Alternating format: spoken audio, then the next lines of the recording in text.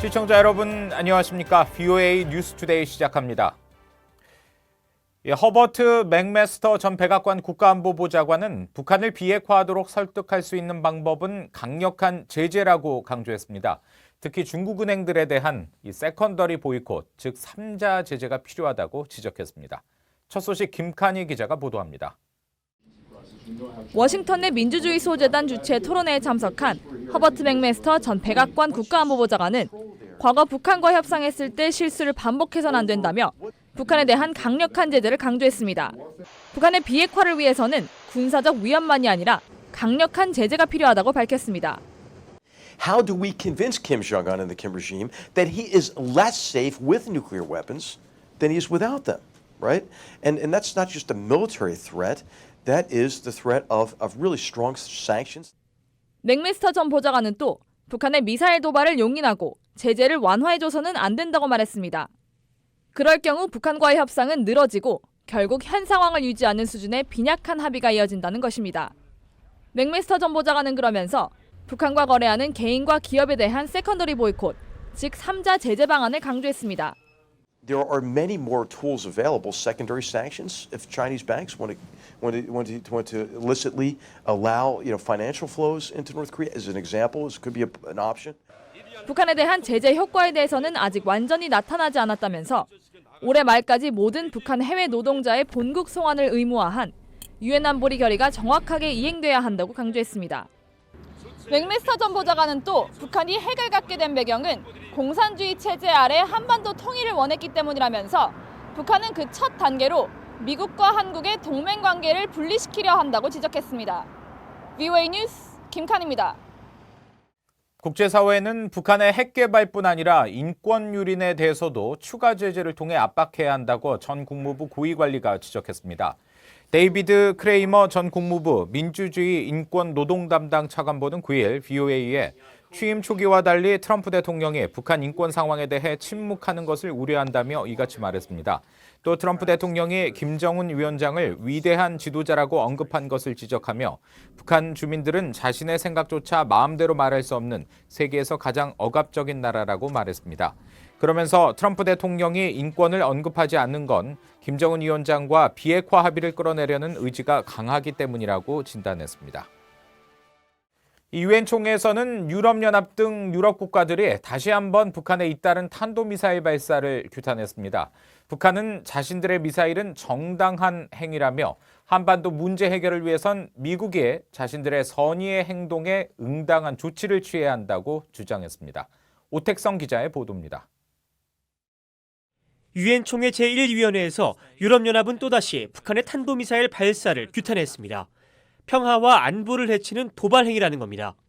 The repeated ballistic missile launches by DPRK, which are violations of multiple UN Security Council resolutions, continue to undermine international work for building trust and establishing lasting peace and security on the Korean Peninsula, free of nuclear weapons.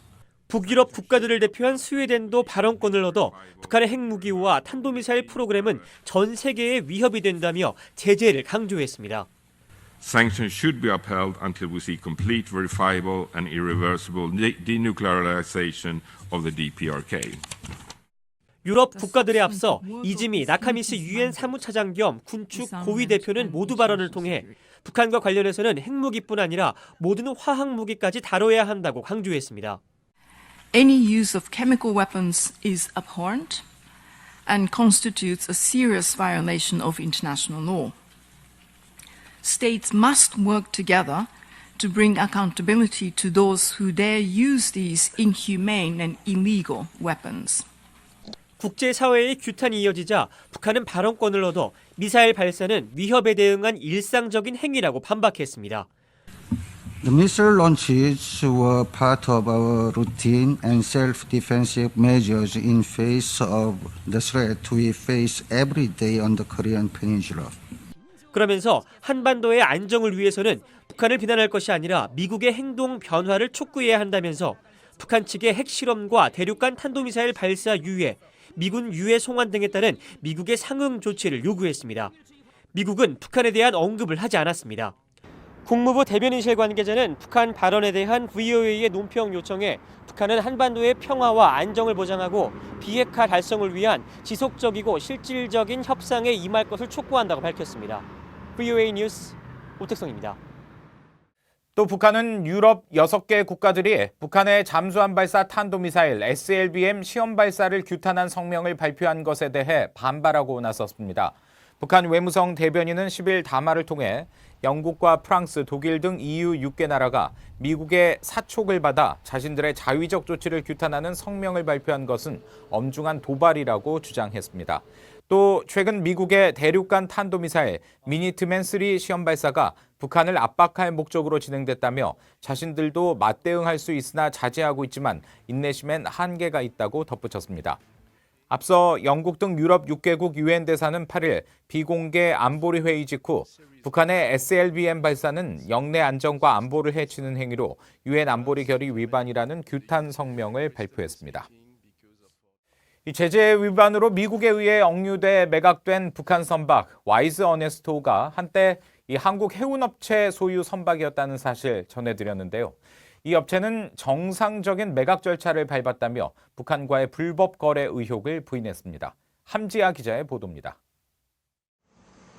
2015년 와이즈 어네스토, 당시 이름으로 애니호를 북한 측에 매각한 것으로 알려진 한국의 명산해운은 북한과 거래를 하지 않았다고 BOA에 밝혔습니다.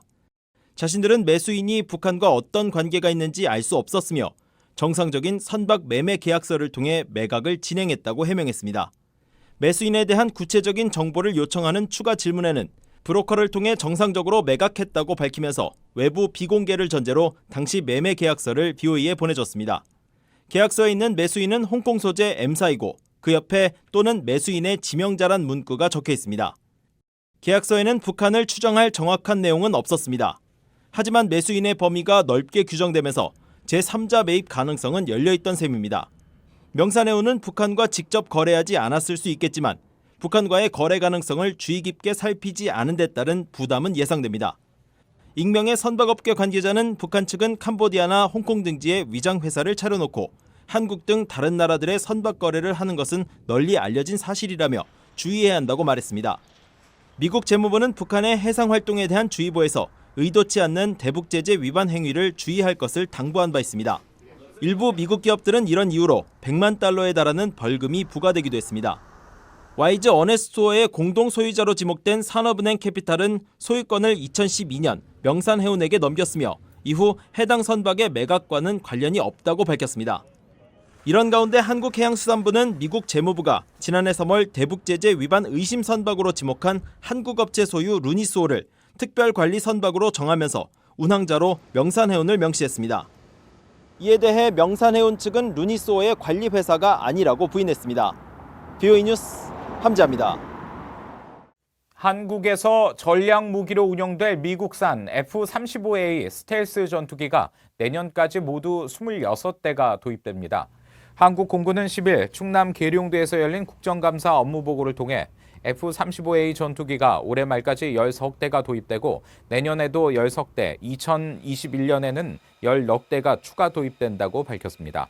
5세대 전투기인 F-35A는 최대 속력 마하 1.8, 전투 행동 반경 1093km로 공대공 미사일과 소구경 정밀 유도폭탄 등으로 무장할 수 있습니다.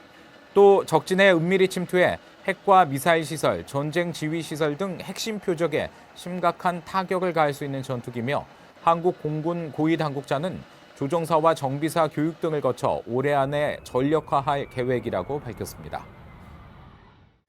북한이 10년 만에 최악의 식량난을 겪고 있는 가운데 미국의 대외 원조기구인 국제개발처가 북한의 인도주의 상황을 깊이 우려한다고 밝혔습니다. 국제개발처 대변인은 10일 미국의 대북 지원 가능성에 대한 BOA의 질문에 북한이 현 시점에서 국제 지원을 요청하지 않았다면서 이 같은 입장을 밝혔습니다. 미국의 인도주의적 지원 여부는 해당 국가의 필요와 다른 나라의 필요, 또 미국 정부의 자금 상황 등 3가지를 고려해 결정된다고 설명했습니다. 미 의회 조사국에 따르면 미국 정부는 지난 1995년부터 2011년까지 북한에 13억 1,300만 달러를 지원했으며 이 가운데 절반가량은 식량 지원이었습니다. 이상으로 VOA 뉴스투데이 마칩니다. 함께해 주신 여러분 고맙습니다.